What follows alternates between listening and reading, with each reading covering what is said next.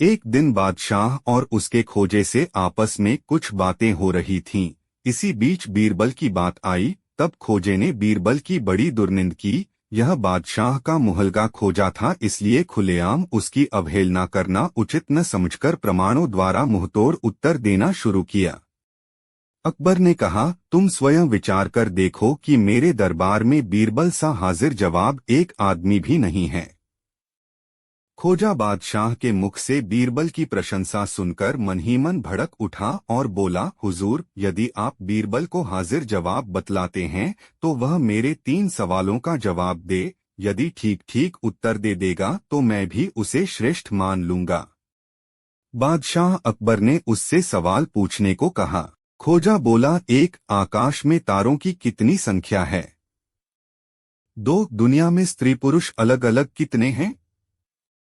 3 धरती अपना बीज कहाँ रखती है? बादशाह ने खोजे को अपने पास बैठाकर बीरबल को बुलवाने के लिए सिपाही भेजा। जब वह आया तो उससे खोजे के तीनों सवालों का उत्तर मांगा। बीरबल चुपके बाजार से एक बड़ा मेढ़ा खरीद लाया और उसे बादशाह के सामने खड़ा कर बोला, खोजा साहब, इसके पीठ के बालों की गणना कर लेवें। इसके शरीर में जितने बाल हैं उतने ही आकाश में तारे भी हैं।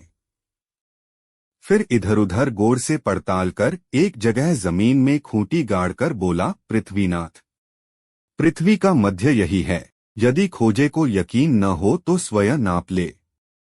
जब पहले और तीसरे सवालों के बाद दूसरे की बारी आई तो बीरबल हंस पड़ा, परंतु अपना असली भाव छिपाकर उत्तर दिया, गरीब परवर, स्त्री पुरुषों की संख्या तो इन खोजों के कारण बिगड़ गई है, क्योंकि ये न तो स्त्रियों की संख्या में आते हैं और न पुरुषों की ही। यदि सब खोजे जान से मरवा दिए जाए तो ठीक ठीक गणना निकल सकती है।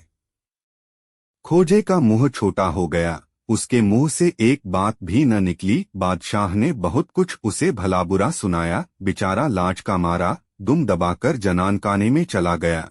बादशाह ने बीरबल को पारितोषिक देकर विदा किया। यह भी पढ़े, जानिए बीरबल की बेटी ने कैसे निकाला बैल का दूध, जिससे उड़ गए अकबर के होश। बैल का दूध